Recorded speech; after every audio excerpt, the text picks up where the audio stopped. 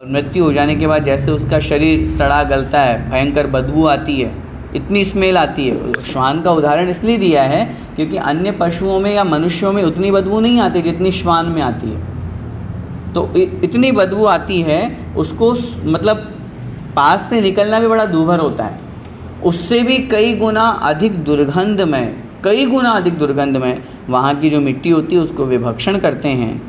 वंशा आदि पृथ्वियों के नारकी इससे असंख्यात गुणित अशुभ मिट्टी का भक्षण करते हैं जो उन्हें अल्प मात्रा में मिलती है। ऐसा नहीं है कि वो जो मिट्टी की दुर्गंध है वो सब में इक्वल है। नीचे नीचे जो जो हम जाएंगे त्यों त्यों उस मिट्टी की दुर्गंध, उस मिट्टी की जो क्वालिटी है, खराब से खराब, खराब से खराब, अशुभ से अशुभ और अधिक दुर्गंध वाली होती जाती है। वो स्थिति वहाँ पर बनती है। और एक लाइन यहाँ पे और कह रहे हैं जो कि उन्हें अल्प मात्रा में मिलती है। ऐसा नहीं है कि भूख मिटाने के लिए वो अब नहीं मिले तो चलो खा लो, कुछ भी जो मिल रहा है वही खा लो, लेकिन उससे भी उनकी भूख शांत नहीं होती। बहुत थोड़ी सी वहाँ मिलती है और वो मिलने के बाद में भी सब वापस भूख की वेदना तो ज्यों की त्यों बनी रहती है। तो ये स्थिति उनकी होती है। अब वो जो मिट्टी है वो कितनी दुर्गंधमय है वो यहाँ देखिए। प्रथम नरक के प्रथम सीमंत नामक पटल के नारकी जिस मिट्टी का आहार करते हैं। क्या मतलब हुआ? पहला नरक, रत्न प्रभा का अब बहुल भाग, उसमें पटल कितने? 13। उन 13 पटलों में पहला पटल है ना, जिसका नाम क्या है पहले पटल का? सीमंत। उस सीमंत नाम के पटल के नारकी जिस मिट्टी का आहार करते हैं वह मिट्टी यदि मनुष्य क्षेत्र में डाल दी जाए तो वह अपनी दुर्गंध से आधे कोस के जीवों को मार डालेगी। इतनी दुर्गंध में वहाँ की मिट्टी है। एक कोस कितना होता है? 3.2 किलोमीटर। एक कोस का परिमाण कितना है? 3.2 किलोमीटर। अब आधे कोस की हम बात करेंगे, मतलब 1.6 मोटा मोटी समझ लीजिए 1.5 किलोमीटर तक के जीव उस दुर्गंध से, मात्र दुर्गंध से मृत्यु को प्राप्त हो जाएंगे। इतनी दुर्गंध से युक्त मिट्टी वहाँ की पहले नरक के पहले पटल की है। इतनी भयंकर दुर्गंध वहाँ पर उस मिट्टी में होती है। इसी प्रकार प्रत्येक पटल के आहार की मिट्टी क्रम से आधा आधा कोस अधिक पृथ्वी स्थित नारकी जीवों को, पृथ्वी स्थित जीवों को मारने की क्षमता वाली है। जो जो और नीचे नीचे जाएंगे आधा आधा कोस और बढ़ा दीजिए। दूसरे पटल की जो मिट्टी है, दूसरे पटल में स्थित बिलों की नरक की जो मिट्टी है वो यदि मनुष्य क्षेत्र में आ जाए तो 1 कोस तक के जीवों को मारने की क्षमता वाली है उसकी दुर्गंध से। और नीचे जाएंगे तीसरे पटल में 1.5 कोस, फिर और नीचे जाएंगे फिर 2 कोस, इस तरह से आधा आधा कोस उसको बढ़ाते जाना है। प्रति पटल आधा आधा कोस वृद्धिंगत होते हुए सप्तम पृथ्वी के अवधि स्थान नामक, पहले पटल का नाम क्या है? सीमंत, और अंतिम पटल का नाम क्या है? अवधि स्थान नामक 49वें पटल के नारकी जिस मिट्टी का आहार करते हैं वह मिट्टी अपनी दुर्गंध से मध्यलोक में स्थित 24.5 कोस के जीवों को मारने की सामर्थ्य वाली है। पहले पटल की आधा कोस है तो आधा आधा करते जाएंगे तो 49वें पटल की 24.5 कोस। सोचिए इतने अधिक वहाँ की उस मिट्टी में दुर्गंधता होती है और उस दुर्गंध से युक्त मिट्टी का वे नारकी जीव भक्षण करके अपना काम चलाते हैं। ऐसी दुर्गंध में मिट्टी का उनके वहाँ पर आहार होता है। आगे देखिए, प्रश्न सरल ही चल रहे हैं इसलिए अपन को इसमें ज़्यादा विशेष समझाने वाली बात नहीं है। फिर भी अगर किसी को नहीं समझ में आए तो आप प्रश्न जरूर रखें, कोई दिक्कत नहीं है। अगला प्रश्न, नारकियों के अवधि ज्ञान का क्षेत्र कितना होता है? चूँकि अपन लोग ये सब पढ़ते ही हैं, जाना भी है, करणान योग पढ़ रहे हैं अपन, तो पहले का थोड़ा सा सबका बेस बना हुआ है कि देवों का और नारकियों के नियम से अवधि ज्ञान होता है। भव प्रत्ययोवधिर देव नारकाणाम, अर्थात देव और नारकियों में भव प्रत्यय अवधि ज्ञान होता है। अब ये जो अवधि ज्ञान होता है ये अपन को एक बात और अच्छी तरह से समझना है, कहने में अवधि ज्ञान आता है लेकिन नारकी जीवों में या देवों में जो मिथ्या दृष्टि है उनके विभंग ज्ञान होगा, जिसे हम अपनी भाषा में कुअवधि ज्ञान कहते हैं, और जो सम्यक दृष्टि नारकी या देव होंगे उनके अवधि ज्ञान होगा। एक सामान्य जनरल में अपन कह देते हैं कि नारकियों के देवों के अवधि ज्ञान होता है, लेकिन वह अवधि ज्ञान में सम्यक दृष्टि और मिथ्या दृष्टि का डिफरेंस भी अपन को समझना है। तो अब जो उनका अवधि ज्ञान होता है सामान्य चर्चा में, वो अवधि ज्ञान कितने क्षेत्र तक को जान सकते हैं वे नारकी जीव, वो यहाँ पे बता रहे हैं। देखिए, रत्नप्रभा पृथ्वी के नारकी जीव अपने अवधि ज्ञान से 4 कोस तक को जानते हैं। 4 कोस में 1 योजन होता है, लघु योजन की बात यहाँ पे चल रही है ना। तो 4 कोस तक की वस्तुओं को वे अवधि ज्ञान के माध्यम से जान सकते हैं। फिर आगे कह रहे हैं शर्करा प्रभा के आधा आधा कम करना है, 3.5 कोस, बालुका प्रभा के 3 कोस, पंक प्रभा के 2.5 कोस, धूम प्रभा के 2 कोस, तमह प्रभा के 1.5 कोस और महातमह प्रभा के नारकी जीव मात्र 1 कोस तक को ही अपने अवधि ज्ञान से जान सकते हैं, इससे आगे नहीं। नीचे नीचे जाएंगे त्यों तो उनका अवधि ज्ञान कम कम होता जाएगा। अब प्रश्न यहाँ पर एक उपस्थित होता है, अवधि ज्ञान जो आपने बताया, माना कि पहले नरक का 4 कोस, तो ये 4 कोस किधर लगाना है? ऊर्ध्व में लगाना, अधो में लगाना कि आजू बाजू में लगाना? उत्तर मिलेगा ये जो 4 कोस की हम बात कर रहे हैं ये अधोलोक की जमीन की अपेक्षा से है। तिर्यक ये जो 8 दिशाएं हैं इसमें तो संख्यात असंख्यात योजन तक को वे नारकी जीव जानते हैं, ऐसा वर्णन शास्त्रों में स्पष्ट रूप से दिया हुआ है। और ऊपर की तरफ कितना जानते हैं? उन्होंने उत्तर दिया ऊपर अपने बिल तक, बिल का जो मुख है जहाँ से उनका प्रवेश हुआ बस वहाँ तक वे नारकी जीव जान सकते हैं, उससे ऊपर नहीं जान सकते। तिर्यक में संख्यात अथवा असंख्यात योजन जो अलग अलग अपेक्षा से परिमाण बताया गया है वो, और ये जो 4 कोस, 3.5 कोस, 3 कोस ये जो बताया जा रहा है ये अधो की अपेक्षा से बताया जा रहा है, नीचे की अपेक्षा से कथन किया है। क्योंकि जहाँ पर भी अवधि ज्ञान का कथन है, अवधि ज्ञान का क्षेत्र कितना है उसमें उन्होंने स्पष्ट रूप से, चाहे देवों का वर्णन हो चाहे अन्य का वर्णन हो, उसमें उन्होंने विशेष रूप से अवधि ज्ञान को अधो क्षेत्र की अपेक्षा से कथन किया। और देवों का तो निश्चित रूप से अधो क्षेत्र की अपेक्षा से कथन होता है। नारकी जीवों का भी ये जो 4 कोस, 3 कोस आदि है ये भी उसी अपेक्षा से समझना चाहिए। तिर्यक में संख्यात अथवा असंख्यात योजन को वो जानने की सामर्थ्य रखते हैं। आगे देखिए, नारकी अपने अवधि ज्ञान द्वारा क्या यह जान सकता है कि वह अगले भाव में कहाँ पर उत्पन्न होगा और पूर्व पर्याय में कहाँ था? अब जो अभी प्रश्न का उत्तर हमने पढ़ा पहले वाला, उससे इस प्रश्न का उत्तर मिल गया अपन को, क्योंकि जब बिल के ऊपर से जानते ही नहीं है तो फिर ये प्रश्न ही नहीं होता, क्योंकि वापस उधर तो उत्पन्न होना नहीं उनको, तो इसलिए वो नहीं जान सकते। ये इस प्रश्न का उत्तर होगा। अब देखें क्या लिख रहे हैं। नारकियों में अवधि ज्ञान का उत्कृष्ट क्षेत्र योजन प्रमाण है, क्योंकि अपन ऊपर पढ़ा ना 4 योजन, तो योजन के अंतर्गत ही है, 4 कोस ऊपर पढ़ा था अपन ने। पहले नरक के नारकी जीव कहाँ तक जान सकते हैं? 4 कोस तक जान सकते हैं। तो 4 कोस तक जानने का क्या तात्पर्य है? 4 कोस मतलब 1 योजन तक, तो योजन प्रमाण ही है। और काल एक समय कम मुहूर्त प्रमाण है। कितने काल तक की बात को जान सकते हैं वो?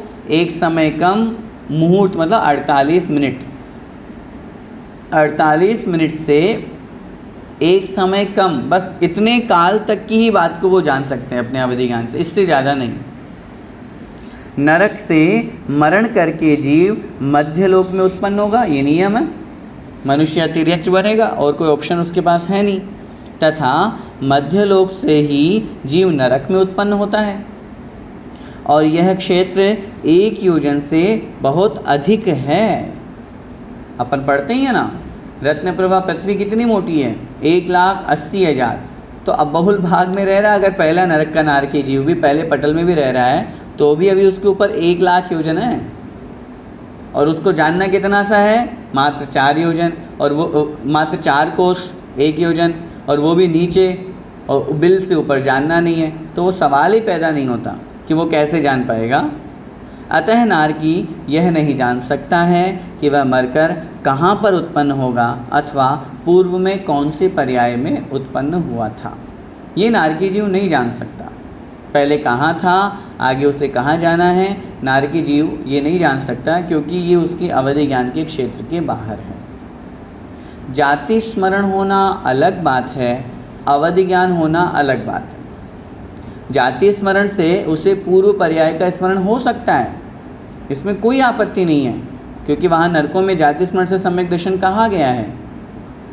समझ में आ रही बात? जो अपन लोग पढ़ते हैं जाति स्मरण अलग चीज़ है, अवधि ज्ञान अलग चीज़ है, इसलिए दोनों को अलग अलग ही समझिएगा। अभी हमने जो चर्चा की है ये अवधि ज्ञान की है, जाति स्मरण की नहीं। जाति स्मरण तो 7वें नरक में भी हो सकता है, उसमें कोई आपत्ति नहीं है, इसलिए जाति स्मरण अलग, अवधि ज्ञान अलग। आगे, प्रथम आदि पृथ्वियों में जन्म मरण का अंतर कितना होता है? जन्म मरण का अंतर से क्या तात्पर्य है? हमने तो ये पढ़ा है कि एक बार नरक में जन्म लेने के बाद फिर पुनः नरक में अथवा देव में जन्म नहीं होता, तुरंत अगली बार या तो वो जीव मनुष्य बनेगा या फिर तिर्यंच बनेगा। अब फिर जन्म मरण के अंतर से क्या तात्पर्य है? मतलब एक बार अगर किसी जीव ने पहले नरक में वो जन्म लिया, जन्म लेने के बाद में वापस आया, मनुष्य बना, या जो भी आगे अपन पढ़ेंगे कौन सी पृथ्वी से निकल करके कहाँ क्या क्या बनता है, पुनः वापस उसी नरक में चला जाए, फिर वापस तद्रूप मनुष्य तिर्यंच बना, फिर वापस उसी नरक में चला जाए, फिर वापस मनुष्य तिर्यंच बना, फिर वापस उसी नरक में चला जाए, तो ये प्रोसेस कितनी बार तक हो सकती है? कंटिन्यू, जिसे अपन ने यहाँ नाम दिया जन्म मरण का अंतर कितना है। उत्तर दे रहे हैं, प्रथम आदि पृथ्वियों में जन्म मरण के अंतर का प्रमाण, मैंने जो अभी चर्चा की वो तो विरह काल की कर ली, जन्म मरण होने की अपेक्षा से। यहाँ जन्म मरण का अंतर मतलब नहीं होने की अपेक्षा से उत्तर दिया जा रहा है इसमें, तो कि एक बार जन्म होने के बाद में पहले नरक में अथवा नरक आदि में कितने समय तक किसी भी जीव का जन्म ना हो, अथवा कितने समय तक कोई भी जीव मरण को प्राप्त होकर के वहाँ जन्म न ले, अथवा कितने समय तक उस नरक से किसी भी जीव का मरण ना हो, वो चर्चा इस प्रश्न में की गई है। देखिए उत्तर, प्रथम आदि पृथ्वियों में जन्म मरण के अंतर का प्रमाण क्रमशः 24 मुहूर्त, 7 दिवस, 1 पक्ष, पक्ष माने पखवाड़ा 15 दिन, 1 माह, 2 माह, 4 माह और 6 माह है। क्या मतलब इसका? समझा रहे हैं। अर्थात प्रथम आदि पृथ्वियों में कोई नारकी जीव जन्म मरण न करे तो अधिक से अधिक इतने समय तक न करे, इसके बाद तो नियम से किसी का जन्म मरण होता ही है। 24 मुहूर्त पहले नरक का बताया, हो सकता है पहले नरक में 24 मुहूर्त तक, एक मुहूर्त कितना? 48 मिनट है ना, 48 मिनट का एक मुहूर्त होता है, उसको हम 24 से गुणा करेंगे तो जितने मिनट आएंगे उनको हम 60 का भाग देंगे तो उतने घंटे हमारे निकल आएंगे। उतने समय तक हो सकता है नियम मैक्सिमम कि पहले नरक में कोई जन्म न ले, जन्म लेने का वो चीज़ वो खाली रह सकती पहले नरक में, हो सकता है। और ऐसा भी हो सकता है कि 24 मुहूर्त तक पहले नरक से किसी का मरण ही नहीं हो, लेकिन 24 मिनट पूरे होने के बाद में अगले ही समय में नियम से किसी न किसी जीव का पहले नरक में जन्म होगा ही होगा, चाहे वो कहीं कहीं पाप किया हो, कहीं से मरा हो, पूरे मनुष्य लोक की अपन या पूरे मनुष्य तिर्यंच जो मध्य लोक उसकी अपन बात कर रहे हैं, कहीं का कोई सा भी जीव हो, इस तरह का वहाँ पर कथन किया गया है। 24 मुहूर्त तक मैक्सिमम जन्म मरण का अंतर हो सकता है। और ऐसे आगे आगे इन्होंने बताया 7 दिवस, 1 महीना, 1 पखवाड़ा, 1 महीना, मतलब 7वें नरक की अगर अपन बात करें तो 7वें नरक में ऐसा हो सकता है कि 6 महीने तक किसी जीव का जन्म ही ना हो, मैक्सिमम ऐसा हो सकता है। या ये भी हो सकता है कि 6 महीने तक 7वें नरक से किसी जीव का जन्म, मतलब 7वें नरक में मरण ही ना हो, 7वें नरक से निकले ही नहीं 6 महीने तक, लेकिन जैसे ही 6 महीने पूरे होंगे अगले ही समय में नियम से वहाँ किसी न किसी जीव का जन्म जरूर होगा, नियम से वहाँ से कोई ना कोई जीव जरूर मृत्यु को प्राप्त होगा। ये सब नेचुरल प्रोसेस है, कोई करने वाला नहीं बैठा हिसाब किताब, हाँ भाई 6 महीने हो गए, अब एक को यहाँ पटको, एक को यहाँ से उठाओ, ऐसा कुछ नहीं है। सब नेचुरल प्रोसेस है, कर्मों का बंध वैसा ही होता है। सब पूरी प्रकृति, पूरा ये कभी कभी अपन लोगों को सोचना चाहिए, चिंतन करना चाहिए कि इतना सारा हम जो वर्णन पढ़ रहे हैं कि इस तरह से कोई किसी का जन्म होगा और किसी का नहीं होगा, इतना मैक्सिमम, ये इसका खाता भाई हिसाब किताब रखने वाला कोई नहीं है। जैसे अन्य संप्रदाय में चित्रगुप्त बैठा रहता है, हिंदुओं में मान्यता है वो अपना हिसाब किताब करता है, कितना पाप कितना पुण्य और कहाँ पहुँचाना है, वो सब नहीं है। सब हमारे कर्म हैं, उन्हीं कर्मों के उदय से तदनुसार वो सारी की सारी प्रोसेस बनती है।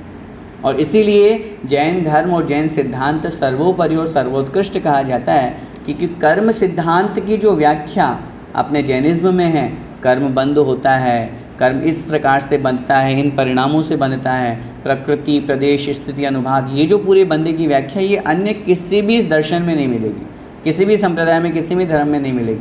कर्म तो उन्होंने माना है, जो जैसा कर्म करता है वो वैसा फल प्राप्त करता है, लेकिन कर्म बंध क्या है, कारण वर्गणाएँ क्या है, कैसे आत्मा के साथ चिपकती है, कैसे उदय आती है, ये सब उनके यहाँ नहीं है। तो ये चीज़ अपन को पढ़ करके और धर्म के प्रति भी अपने को श्रद्धान और विश्वास मजबूत बनाना चाहिए, और उस बात को भी समझना चाहिए कि वहाँ इस तरह की व्यवस्था है कि इतने समय तक कोई भी जीव जन्म न करे अथवा वहाँ से मरण को प्राप्त ना हो। आगे देखिए अगला प्रश्न। प्रथम नरक से निकलने वाले नारकी जीवों की उत्पत्ति कहाँ कहाँ पर होती है और वे कहाँ कहाँ पर उत्पन्न नहीं होते हैं? नरक से निकलकर वे क्या क्या नहीं बन सकते हैं? 2-3 प्रश्न इसमें आ गए एक ही प्रश्न में। नरक में जो जीव पहुँचे पहले से लेकर के 7वें नरक तक, उन नारकी जीवों में क्या स्थिति है, वो कहाँ कहाँ पर उत्पन्न होते हैं वहाँ से निकल करके, अथवा कहाँ कहाँ उत्पन्न नहीं हो सकते हैं, अथवा क्या क्या नहीं बन सकते हैं। कुछ विशेष पद ऐसे हैं कि नारकी जीव निकल करके ये नहीं बनेंगे, वो कौन कौन से पद हैं? उत्तर देखें। नरक से निकला हुआ जीव मनुष्य गति और तिर्यंच गति में कर्मभूमिज, संगी, पर्याप्तक और गर्भज ही होता है। ध्यान से, पहले से लेकर के 7वें नरक तक के नारकी जीव, उनमें से 7वीं को छोड़ दीजिए, विशेष रूप से 6वीं तक की यहाँ चर्चा है। वे नारकी जीव जब वहाँ से मरण को प्राप्त होंगे तो नियम से बनेंगे मनुष्य और तिर्यंच, इसके अलावा और कोई ऑप्शन नहीं है। उन मनुष्य तिर्यंचों में नियम से कर्म भूमिज होंगे, भोग भूमि में जन्म नहीं लेते नारकी जीव। संगी होंगे, असंगी नहीं होते। असंगी जीव नरक में जा सकते हैं, पढ़ेंगे अभी हम आगे पहले नरक तक। असंगी जीव मरण को प्राप्त होकर के नरक में जा सकते हैं, लेकिन नारकी जीव असंगी नहीं बनता। नारकी जीव मरण को प्राप्त होकर के नियम से संगी बनेगा, पर्याप्तक होगा और गर्भज ही होते हैं। उपाद वाले तो होने का सवाल ही नहीं है, औपाधिक जन्म तो होना नहीं है, क्योंकि वो तो देव नारकियों का होता है। बच्चे समूर्छन, अब समूर्छन में भी अपन को समझना है, जब हम असंगी पंचेंद्रिय तक तो जन्म लेना नहीं है। तिर्यंचों में असंगी पंचेंद्रिय तक के सब जीव जो होते हैं, 4 इंद्रिय तक के तो नियम से सभी जीव समूर्छन जन्म वाले ही होते हैं। तो जब असंगी में जन्म लेना ही नहीं है तो समूर्छन जन्म भी उनका नहीं होगा। मर के जो महामत्स्य की बात है तो वो भी नहीं बनते। वो 7वें नरक की अपन बात करें तो जो महामत्स्य समूर्छन जन्म वाले होते हैं तो वहाँ भी जन्म नहीं लेते, वो नियम से गर्भज ही बनेंगे। ये लाइन ऐसी की ऐसी अपन को याद रखनी है बिल्कुल। ये 4 विशेषताएं, कर्म भूमिज ही होते हैं, संगी ही होते हैं, पर्याप्तक ही होते हैं और गर्भज ही होते हैं, ये नियम है। और 7वीं पृथ्वी से निकला हुआ जीव नियम से कर्म भूमिज, संगी, पर्याप्तक और गर्भज तिर्यंच ही होता है। ये 7वीं पृथ्वी का एक स्पेशल केस हो गया कि वो वहाँ से निकला हुआ जीव नियम से तिर्यंच ही बनेगा। और उन्होंने स्पष्ट किया क्रूर तिर्यंच बनता है। और शेष जो 6 पृथ्वी तक की व्यवस्था है, चारों नियम तो वही होंगे। चारों नियम में सबसे पहला कर्म भूमिज होगा ही होगा, संगी ही होगा, पर्याप्तक ही होगा और गर्भज ही होगा। अब वो मनुष्य भी बन सकता है और तिर्यंश भी बन सकता है, लेकिन सातवीं पृथ्वी से निकला हुआ जीव नियम से गर्भज तिर्यंश ही होगा। नियम है, तिर्यंश ही होता है, मनुष्य नहीं बनता। अब यहाँ पे बता रहे हैं और क्या क्या नहीं बन सकते वो। नरक से निकले हुए जीव नारायण, प्रतिनारायण, बलभद्र और चक्रवर्ती नहीं होते हैं। ये 4 पद स्पेशल हैं। अब ये नियोग है, क्यों नहीं होते हैं, इसका कोई जवाब नहीं है। अब तीर्थंकर बन सकते हैं, तीसरे नरक तक के नारकी जीव निकल करके तीर्थंकर बन सकते हैं, लेकिन चक्रवर्ती नहीं बनेंगे, नारायण नहीं बनेंगे, प्रतिनारायण नहीं बनेंगे और बलभद्र नहीं बनेंगे।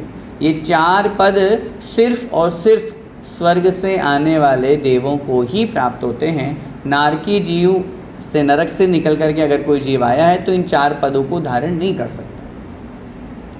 आगे कह रहे हैं, चतुर्थ आदि पृथ्वी से निकले हुए जीव यथाक्रम तीर्थंकर, चरम शरीरी, सकल संयमी और मिश्रत्रय।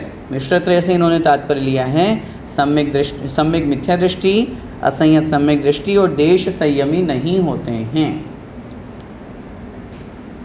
जब भी हम मिश्रत्रय की बात करेंगे तो वहाँ तीसरा, चौथा और 5वां गुण स्थान लगाएंगे। ध्यान से, कुछ शब्द ऐसे हैं शास्त्रों में जिसको अपन को वैसे ही याद करना है। जैसे आहारक द्विक की अपन बात करते हैं तो आहारक द्विक में आहारक का योग, आहारक मिश्र का योग, ये चर्चा की गई है। तो ऐसे ही मिश्रत्रय की जब अपन जैसे भवनत्रय की अपन बात करते हैं तो भवनवासी वेंतर ज्योतिषी लिए जाते हैं। विकलत्रय की अपन बात करते हैं तो 2, 3, 4 इंद्रिय लिए जाते हैं। तो ऐसे ही शास्त्रों में कुछ शब्द ऐसे हैं जिनका पर्टिकुलर वो ही अर्थ होता है। तो यहाँ पे मिश्रत्रय से चौथे, 5वें और 6ठे गुण स्थान वाले, तीसरे, चौथे और 5वें गुण स्थान वाले सम्यक मिथ्या दृष्टि, अविरत सम्यक दृष्टि और 5वें गुण स्थान वाले देश संयम, ये नहीं होते। कहाँ से, इस लाइन को फिर से देखें। चतुर्थ आदि पृथ्वियों से जीव निकले हुए जीव क्रम से, मतलब चौथी पृथ्वी से निकला है तो वो तीर्थंकर नहीं हो सकते। समझ में आ रही बात। चतुर्थ आदि पृथ्वियों, चौथी, 5वीं, 6ठी, 7वीं, 4 पृथ्वियों की चर्चा कर रहे हैं। तो चौथी से निकला हुआ जीव तीर्थंकर नहीं बन सकता, 5वीं से निकला हुआ जीव चरम शरीर नहीं हो सकता, 6वीं से निकला हुआ जीव सकल संयमी नहीं हो सकता और 7वीं से निकला हुआ जीव तीसरे, चौथे और 5वें गुण स्थान को प्राप्त नहीं होता। ये नियम है। आगे कह रहे हैं, 7वीं पृथ्वी से निकला हुआ जीव सासादन सम्यक दृष्टि भी नहीं होता। सासादन कब होगा, जब चौथे से दूसरे में आएगा तभी तो सासादन बनेगा। जब आपने चौथे की मनाही कर दी तो फिर दूसरे में भी होने का सवाल नहीं, मात्र मिथ्या दृष्टि ही होता है। यही नियम है। 7वें से निकला हुआ जीव नियम से मिथ्या दृष्टि ही होता है और कोई उसके पास ऑप्शन नहीं है। नरक से निकला हुआ जीव, शब्द है निकाला हुआ, उसको ठीक कर लीजिए, निकला हुआ।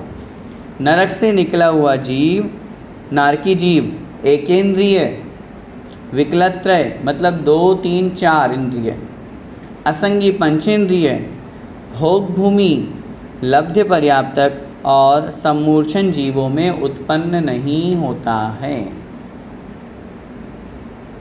प्रश्न किया था ना, कहाँ कहाँ उत्पन्न नहीं होता है।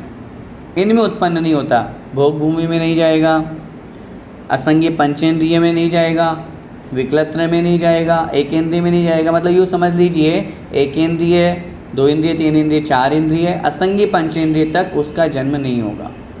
और जो अपन ने ऊपर पढ़ा था, नियम से संगी ही बनता है, कर्म भूमि का ही बनता है, पर्याप्तक ही बनता है, लब्ध पर्याप्तक नहीं होता है, और गर्भज ही बनेगा, समूर्छन नहीं होगा। ये नियम है, ये अपन को नियम याद रखने हैं ताकि अपन को ये ध्यान रहे कि कौन से जीव कहाँ कैसे जन्म लेते हैं और कहाँ से निकल करके कहाँ जन्म नहीं लेते हैं।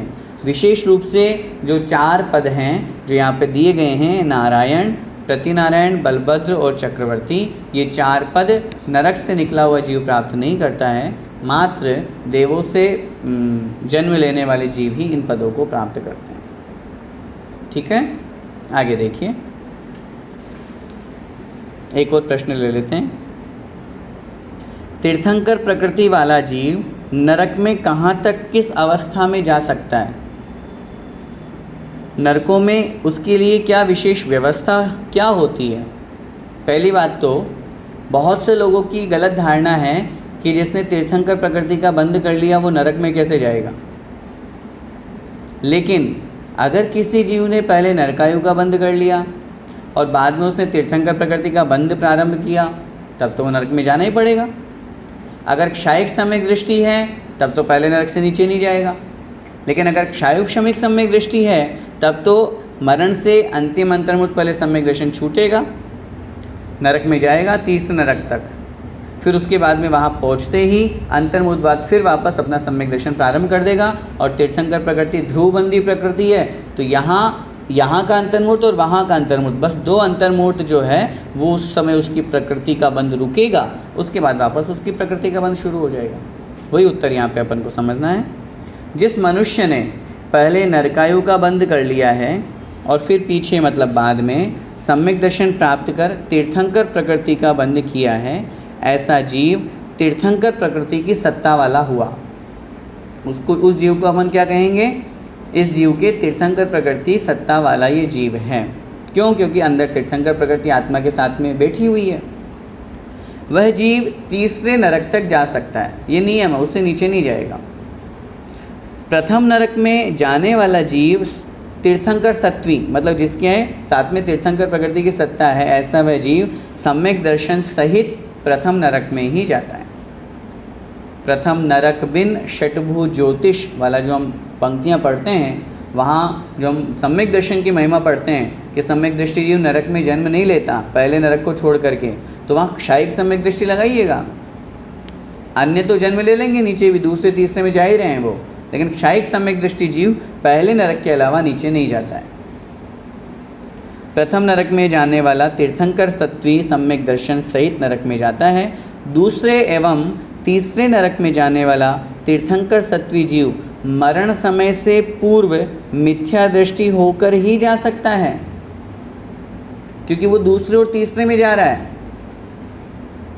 अच्छी तरह से समझिएगा, जिस जीव का सम्यक दर्शन छूट जाएगा वो फिर पहले में नहीं जाएगा, वो फिर दूसरे और तीसरे में जाएगा, और जब दूसरे तीसरे में जाएगा तो सम्यक दर्शन नियम से छूटेगा यहाँ पे। और फिर कह रहे हैं नरक में जाकर अंतर्मुहूर्त में सम्यक दृष्टि बनकर पुनः तीर्थंकर प्रकृति का बंध प्रारंभ करने लगता है।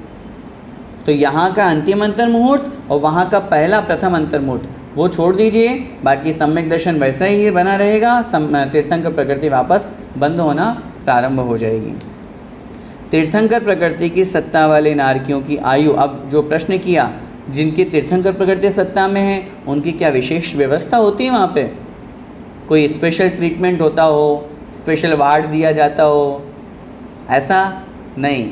आचार्यों ने लिखा अन्य दुख, सारे दुख उनको भोगने होते हैं, सिर्फ एक कष्ट अंत में उनके काम हो जाता है, वो बता रहे हैं। तीर्थंकर प्रकृति की सत्ता वाले नारकियों की आयु 6 माह शेष रहने पर देव उनकी उपसर्ग को दूर कर देते हैं, अर्थात 6 माह पूर्व उनके ऊपर कोट का आवरण हो जाता है।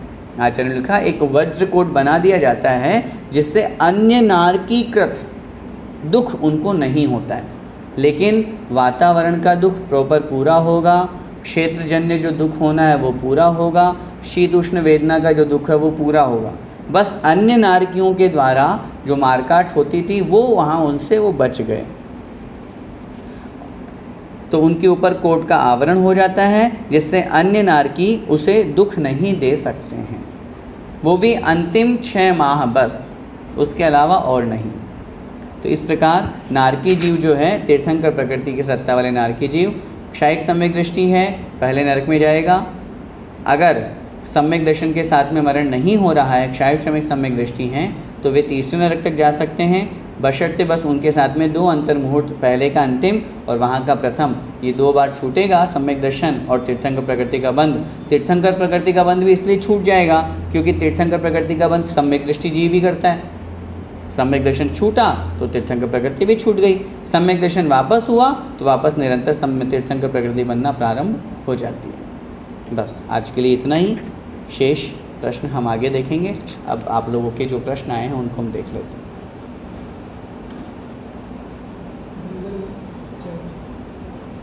चैट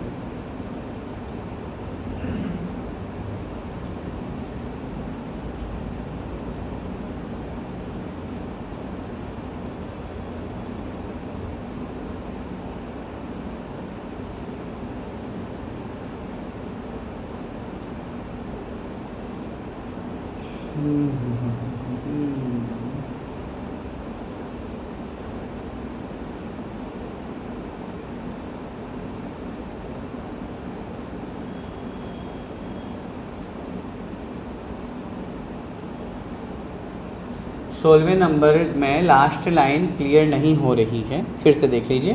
प्रश्न नंबर 16,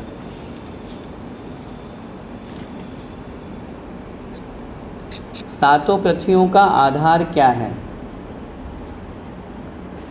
लास्ट लाइन है, पृथ्वी की मोटाई से कम एक एक राजू के अंतराल से पृथ्वियाँ स्थित है। ठीक है, इसमें क्लियरेंस ये चाहिए, अपन को ये समझना है कि पहली पृथ्वी या अन्य जो पहले एक पृथ्वी से दूसरी पृथ्वी के बीच में गैप कितना है, वो गैप जो यहाँ पे बताया जा रहा है, तो पृथ्वी की मोटाई को निकाल देंगे तो शेष बचा हुआ जितना होगा वो उनके बीच का गैप हो जाएगा।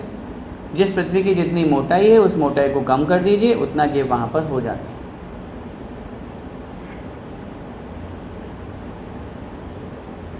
चौबीस नंबर में लास्ट पैराग्राफ का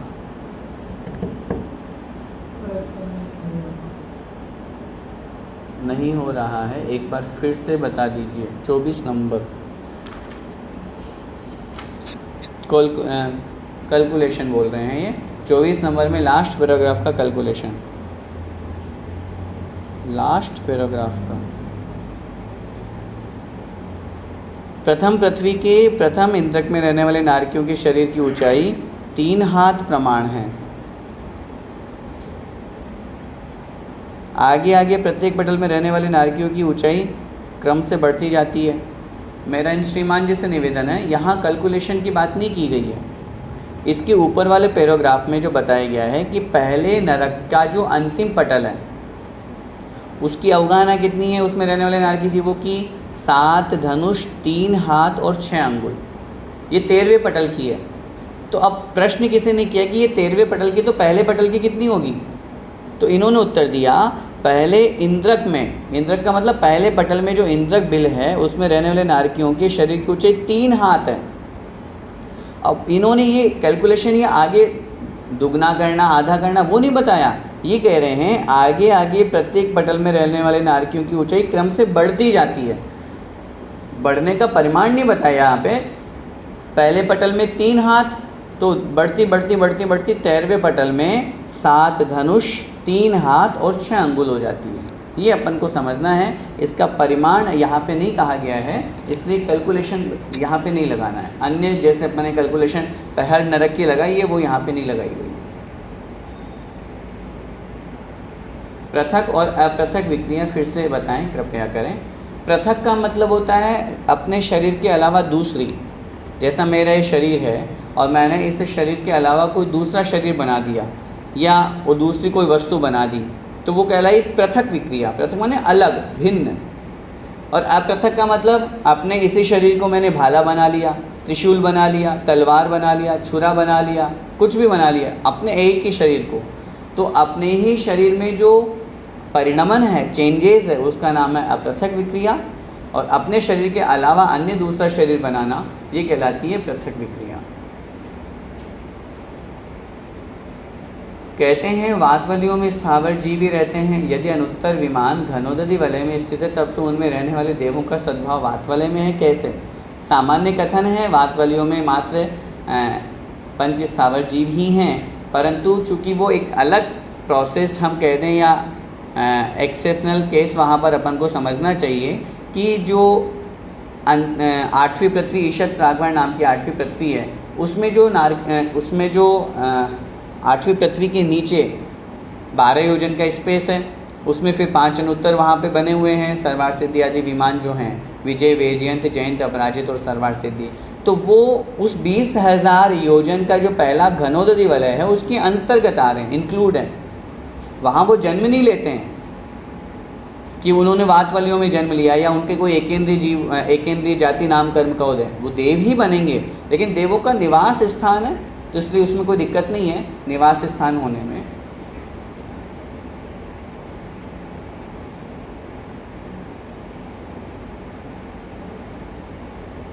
इन्होंने कहा 3,21,62,241 सही 2/3, ये नंबर फिक्स है क्या? आप किसका नंबर पूछ रहे हैं? शायद मेरे ख्याल से जो पहले कुछ कम 13 राजू की जो त्रसनाड़ी की बात की थी, उसमें से इतना धनुष कम किया गया था, तो अपन ने वो परिमाण घटा के देखा था, तो उस हिसाब से नंबर बिल्कुल फिक्स हैं, बिल्कुल इसी अनुसार, क्योंकि उस योजन को यहाँ पर आचार्यों ने धनुष में उसको बना करके और फिर अपने सामने प्रस्तुत किया है, वही अपन को समझना चाहिए।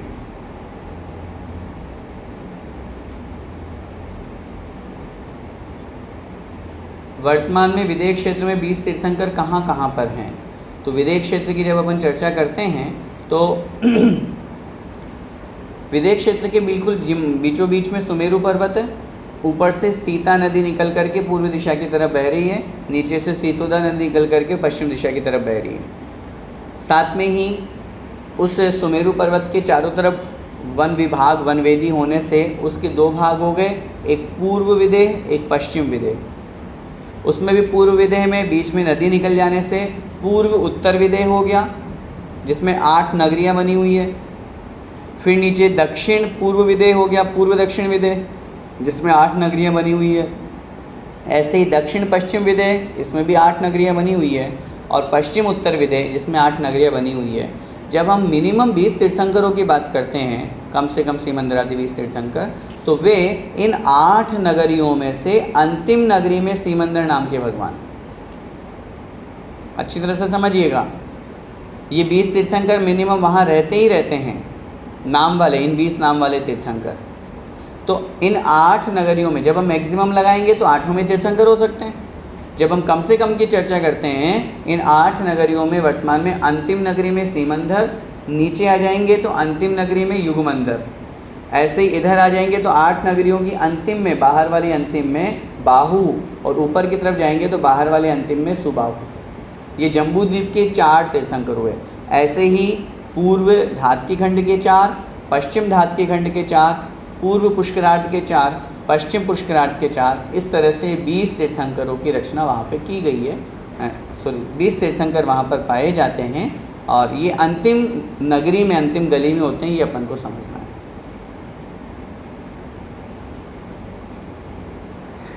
नरकों में नारकी जीव किस भाषा का प्रयोग करते हैं? इस संबंध में हमारे कहीं पढ़ने में आया नहीं है कि वो किस भाषा का प्रयोग करते हैं, लेकिन वहाँ क्षेत्रजन्य जो भी भाषा होती होगी तदनुसार वो मारते काटते होंगे, वैसा चिल्लाते होंगे। भाषा वर्गना तो है ही वहाँ पे। नरकों की जन्मभूमियाँ कैसी होती है? नरकों की जन्मभूमियाँ कैसी होती है मतलब उपाद स्थान तो बता ही दिया। जन्मभूमि का मतलब उपाद स्थान कैसे होते हैं, इसका वर्णन यहाँ पे आ ही गया था। ये वाला जो प्रश्न था हमारा पूरा 26 नंबर का प्रश्न, ये इस प्रश्न का उत्तर है। लेश्य से क्या लड़ाई झगड़े में फ़र्क पड़ता है? बिल्कुल पड़ता है। लेश्य का मतलब कषायों की प्रवृत्ति, कषायानुरंजित योगों की प्रवृत्ति।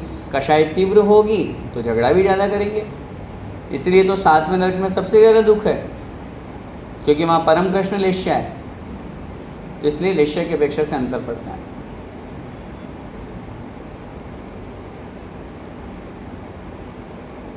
क्या 134 अंकों तक की गिनती ही संख्यात कहलाती है और इसके ऊपर असंख्यात हो जाता है? कर्णानुय दीपक भाग 2 के प्रश्न लेने के लिए भी कृपया समय निकालें। अब कर्णानुय दीपक भाग 2 के प्रश्न अभी नहीं लेंगे, फिर बाद में जब ये पूरी हो जाएगी उसके बाद फिर अपन देखेंगे इसको। तीर्थंकर प्रकृति वाले को क्या कभी यहाँ नरक में शांति मिलती है कि वह भी उन्हीं की तरह लड़ते झगड़ते रहते हैं? यदि वे लड़ते झगड़ते तो उनके पाप बंद नहीं होता? देखो, पाप बंद तो होगा, लेकिन वहाँ के माहौल में जाने के बाद में वो ऐसा तो है नहीं कि नारकी जी उनको मार रहे हैं तो मार खाते रहेंगे, वो भी तो वापस पलट करके जवाब देंगे। सम्यक दृष्टि है तो क्या हुआ, या तीर्थंकर प्रकृति की सत्ता वाले हैं तो क्या हुआ? जो अन्य नारकी जन्य दुख है उससे वो नहीं बच सकते, वो भी मारते हैं, वो भी काटते हैं, और कर्मबंध उनको भी होता है।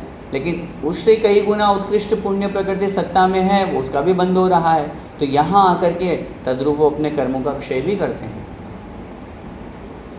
यह सदा विद्वज्जन कहते हैं कि जिन्हें नरक का बंद हो जाता है उन्हें मंदिर जाने आदि अच्छे कार्य करने का मन नहीं होता, जबकि श्रेणी को तो सम्यक तो हुआ था। नहीं, मेरा निवेदन, विद्वज्जन जो ऐसा कहते हैं वो एक सामान्य कथन हो सकता है, एक समझाने की दृष्टि से, लोगों को इंस्पायर करने की दृष्टि से कि भैया मंदिर नहीं आ रहे हो, इसका मतलब तुम्हारा तो नरकायु का बंद हो गया दिखता है, इसलिए तुम मंदिर नहीं आते। तो ऐसा कह करके उनको मंदिर के लिए प्रेरित करने का भाव उनका होगा, बाकी ऐसा नियम नहीं है। अपने यहाँ तो सम्यक दर्शन प्राप्त करने के बाद भी जब नरकायु का बंध प्राप्त होने, नरकायु का बंध करने के बाद में भी सम्यक दर्शन प्राप्त हो सकता है, और सम्यक दर्शन प्राप्त करके क्या क्षायिक सम्यक दर्शन प्राप्त हो सकता है, उसमें आपत्ति क्या है? तीर्थंकर प्रकृति का बंध कर सकता है, इसलिए इसमें कोई दिक्कत नहीं है। बस इतना जरूर है, जिसने नरकायु का बंध कर लिया वो अणुव्रती महाव्रती नहीं बन सकता, ये नियम है, उसके परिणाम ही नहीं होंगे, वो व्रती नहीं बनेगा। क्वेश्चन नंबर 25, रूप रस गंध स्पर्श से यहाँ क्या तात्पर्य है? रूप रस गंध स्पर्श से वहाँ जो दुर्गंध में मिट्टी है, वहाँ का जो वातावरण है, वहाँ का जो तद्रूप शरीर में जो रूप रस गंध स्पर्श पाया जाता है वो और अधिक से अधिक अशुभ से अशुभ होता जाता है, वो कथन वहाँ पे किया गया है। अंतिम पटल और प्रथम नरक के नारकियों के शरीर की ऊंचाई तो बता दी, पर बाकी के पटल की नहीं।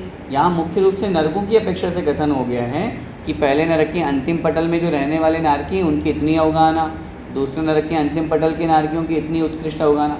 बीच की यहाँ बताई नहीं है, क्योंकि हम संक्षेप पढ़ रहे हैं, हम त्रिलोकसार त्रिलोकी परिणति ग्रंथ नहीं पढ़ रहे हैं, अपन उसका संक्षेप पढ़ रहे हैं। ज़्यादा डिटेल अगर अपन को जाननी है तो उन ग्रंथों से पढ़ लें, वहाँ प्रत्येक पटल की अलग अलग भी अवगाहना दी हुई है। प्रश्न 5 में क्षेत्रफल के लिए ठीक है, क्षेत्रफल क्या मनुष्य की लेश्या भी अंतर्मुहूर्त में बदलती है नियम से? नारकी, हाँ, मनुष्य की जो लेश्या है परिणाम जो है वो बदल सकते हैं, उसमें कोई आपत्ति नहीं है। नारकी उत्पाद के बाद कब तक उछलते हैं और कितनी ऊंचाई तक?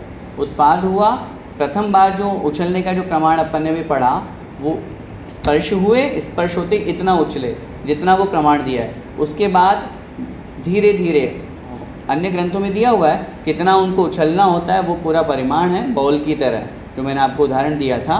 तो वो उछले 500 धनुष की, जैसे अपन ने 500 योजन की जगह जैसे अपन ने 7वें नरक में बात की, तो वो उतना 500 एक बार में उछले, फिर वापस नीचे, फिर थोड़ा कम, फिर थोड़ा कम, फिर थोड़ा कम, वो भी संख्या दी हुई है कितना उछलते हैं और कितनी बार उछलते हैं। अन्य ग्रंथों से वो अपन को समझ लेनी चाहिए।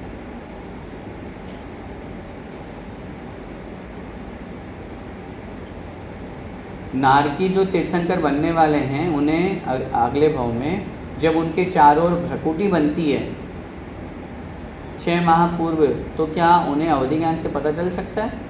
भ्रकुटी का मतलब कोट, आई थिंक शायद आपका प्रश्न भ्रकुटी से वज्रकोट ही होगा। अवधि ज्ञान से पता चलने में आपत्ति नहीं है, क्योंकि जब 6 माह रह जाते हैं शेष और जब चारों तरफ वज्रकोट बन रहा है तो ये तो निश्चित रूप से उनको पता ही होगा कि अब मेरी आयु अंतिम 6 माह बची हुई है, तो इसलिए उसमें कोई आपत्ति नहीं। और पूर्व में भी अगर वो उनके अवधि ज्ञान के क्षेत्र में वो स्थान आता है और वो स्थिति आती है तो ज्ञान होने में कोई आपत्ति नहीं है। जय जिनेंद्र भैया जी, प्रश्न 26 में उपाद शैया के आकार के शब्द हैं, उन सबके अर्थ बताइए। अब सबके अर्थ तो हमें भी नहीं पता, क्योंकि मुख्य मुख्य कुछ ऐसे शब्द हैं, पशुओं के आकृति वाले ये शब्द दिए हुए हैं, तो वही अपन को समझना चाहिए। अब जैसे उष्ट्रिका का मतलब होता है ऊँट, अब ये कोथली कोई जानवर होगा, इसी तरह मुदगर जो मारने वाला शस्त्र होता है, नाली अपन समझते ही हैं, गाय, हाथी, घोड़ा, नाव समझते ही हैं, झालर जो है बिल्कुल पेटी टाइप का जो होता है वो, मसूर जो बहुत बारीक होता है, ध्वज मतलब ध्वजा के आकार, श्रृगाल मतलब सियार, खर माने गधा, करभ का अर्थ नहीं पता, झूला, रीछ आदि। तो कुछ शब्द ऐसे हैं जिनका अर्थ नहीं पता, बाकी तो अलग अलग आकार के या पशुओं के आकार वाले, उसमें भी इन्होंने आदि शब्द का प्रयोग कर दिया, तो इस तरह के आकार वाले वहाँ पे उपाश्रयाएँ बनी होती हैं। एक पाकिस्तान से एक कोने का उपाद स्थान कैसे पॉसिबल है? जो इन्होंने कहा यहाँ पर नीचे दिया हुआ है, उपाद स्थान 7, 3, 2, 1 और 5 कोने वाले होते हैं। तो एक कोने से वहाँ समझना चाहिए कि बिल्कुल सीधा जीव वहाँ पर पहुँचा, सीधा जीव वहाँ पर पहुँचा और पहुँचते ही साथ वो जो एक कोना नीचे का जो त्रिकोण वाला कोना है, उस कोने को यहाँ पर एक कोने वाला उपाद स्थान समझना चाहिए। जीव पर्याप्ति या विग्रह गति में ग्रहण करता है या योनि स्थान पर पहुंचने के बाद ग्रहण करता है? योनि स्थान पर पहुंचने के बाद, जैसे योनि स्थान पर पहुंचा तुरंत वहाँ पर उसने अपने पर्याप्तियों को ग्रहण करना, वर्गणाओं को ग्रहण करना प्रारंभ कर देता है। विग्रह गति में तो अनाहारक रहता है। अगर बिना मोड़े वाला जीव है तब उस स्थिति में जरूर वो आहारक है, लेकिन फिर भी पर्याप्तियों का प्रारंभ तो योनि स्थान पर पहुँचने के बाद ही होता है। जीव 1, 2 व 3 मोड़ा कब लेता है? इस संबंध में शायद चर्चा पहले आई हो या नहीं आई होगी, तो उसमें स्पष्ट दिया हुआ है, जब जीव को सीधा गमन करना हो अथवा नीचे सीधा जाना हो, जिसे हम कहते हैं अविग्रहा जीवस्य, संसारी अथवा मुक्त जीव की जो बिना मोड़े वाली गति होती है वो एक ही लाइन में, जैसे अपन उदाहरण के लिए समझिए, जो मैथमेटिक्स में हम ग्राफ पढ़ते हैं, है ना, बारीक बारीक लाइंस होती हैं, ऐसे ही पूरे लोक में आकाश के प्रदेशों की पंक्तियां बनी हुई, जिसे हम श्रेणी कहते हैं। उस श्रेणी के अनुसार गमन होता है। अब किसी जीव को यहाँ से मरण को प्राप्त होकर के यहाँ जन्म लेना है बिल्कुल सीधा, तो उसको मोड़ा लेने की ज़रूरत नहीं है, तो बिना मोड़े वाली गति कहलाई। अब अगर उस जीव को यहाँ के स्थान पे यहाँ जन्म लेना है तो क्या करेगा? पहले ऐसा जाएगा और फिर यहाँ से ऐसा जाएगा, तो उसने एक मोड़ा ले लिया।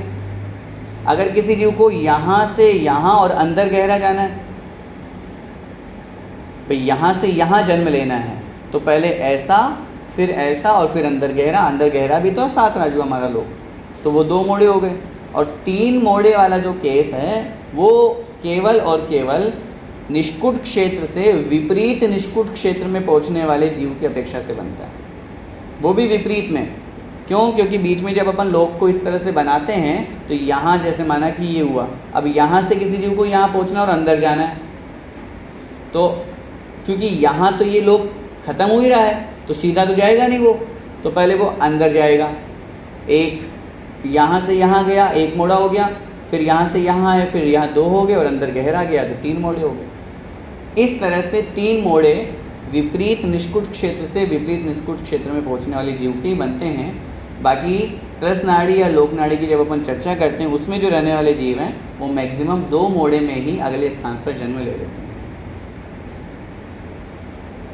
खर भाग और पंख भाग में 7,72,00,000 जिनालय हैं, तो वहाँ जो असुर कुमार जाति के देव रहते हैं तो वहाँ उजाला तो होगा, तो वह भी देव विक्रिया से उजाला कर लेते हैं। तथा जो नीला आकाश दिखता है, स्वर्ग आदि इससे ऊपर है या इसी आकाश के अंदर ही सिद्ध भगवान है? नहीं। पहला वाला प्रश्न का जो उत्तर है, पहली बात तो उजाला तो होने में आपत्ति नहीं, क्योंकि वहाँ पे निश्चित रूप से चैत्यालय हैं, भवनवासी देव हैं, और भवनवासी देव जो हैं वो रत्नमणियों से खचित उनके महल बने हुए हैं और जिनाले भी हैं, तो वहाँ उजाला होने में कोई आपत्ति नहीं है। दूसरा जो आपने प्रश्न किया, नीला आकाश दिखता है, स्वर्ग आदि इसके ऊपर है तथा इस आकाश के अंदर ही सिद्ध भगवान है। ये आकाश जो दिखता है, ये आकाश द्रव्य नहीं है, ये तो एक बादल है। और ये तो कितना सा दिखता है, आप एरोप्लेन में बैठेंगे तो आपको नीचे आकाश दिखेगा, ऊपर नहीं। ऊपर तो दिखेगा ही दिखेगा, आपको नीचे भी आकाश दिखने लग जाएगा। तो ये जो बादल हैं उनका एक समूह है जो अपन को नीला आकाश दिखता है। स्वर्ग की अपन बात करें, 16 स्वर्गों की या फिर सिद्ध भगवान की, तो वो तो बिल्कुल अधर में ऊपर विराजमान है। वहाँ ये बादल नहीं है, वहाँ ये बादल नहीं है, वहाँ तो बिल्कुल खाली स्थान आकाश है, वही अपन को समझना है।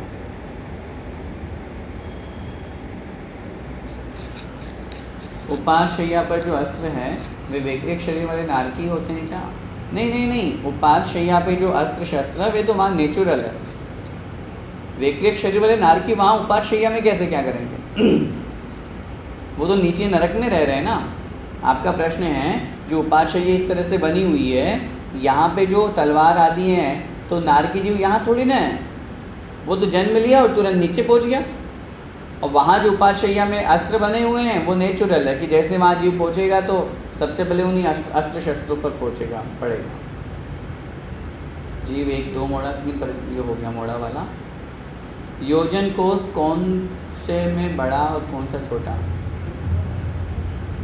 योजन कोष, योजन और कोष में से कौन बड़ा कौन छोटा? नहीं, योजन और कोष में से तो कोष छोटा है, योजन बड़ा है। 4 कोष का 1 योजन होता है अथवा 2000 कोष का 1 महायोजन होता है। ये मैंने आपको लिखवा दिया। अंतिम प्रश्न, समय आपका हो रहा है। क्या अम्बावरीश देवों को भी नरक के दुख भोगने पड़ते हैं? मारकर आदि, मारकाट आदि नहीं। अम्बावरीश जाति के देव वहाँ के दुख कैसे भोगेंगे? वो तो दुख देते हैं ना, वो तो दुख देते हैं। उनको कैसे दुख मिलेगा? वो तो नारकी जीव, वो तो देव पर्याय को है। जो नरक में रहने वाले जीव है वो उनको मारकाट नारकी जीव आपस में करते हैं। अच्छा, क्या कभी ऐसा हो सकता है कि सब नारकी मिलकर के किसी अम्बावरीश को पीट दे? ऐसा थोड़ी ना होगा। नहीं, ऐसा नहीं होता है। वो देव हैं, हाँ, देव मिलकर के नारकियों को पीटते हैं। अम्बावरीश जाति के देवों के संबंध में लिखा हुआ है, वे जो देव हैं वो उनको आपस में लड़ाते भिड़ाते तो हैं ही, लेकिन वे खुद भी उनको मारते काटते हैं, वे भी उनको कष्ट देते हैं। इस तरह का वहाँ होता है। बाकी नारकी जीव देवों को नहीं मारते हैं या देव आपस में वहाँ पर झगड़ा नहीं करते हैं, ये अपन को समझना है। आइए, समय आपका हो गया। बोले पंच परमेष्टि भगवान की जय, द्वादशांग जिनवाणी माता की जय, संत शिरोमणि आचार्य भगवंत 108 श्री विद्यासागर जी महाराज की जय, परम पूज्य गुरुदेव मुनि पुंगव श्री 108 सुधा सागर जी महाराज की जय, अढ़ाई दीपस्थ समस्त मुनिराजों की जय। सभी को जय जिनेन्द्र।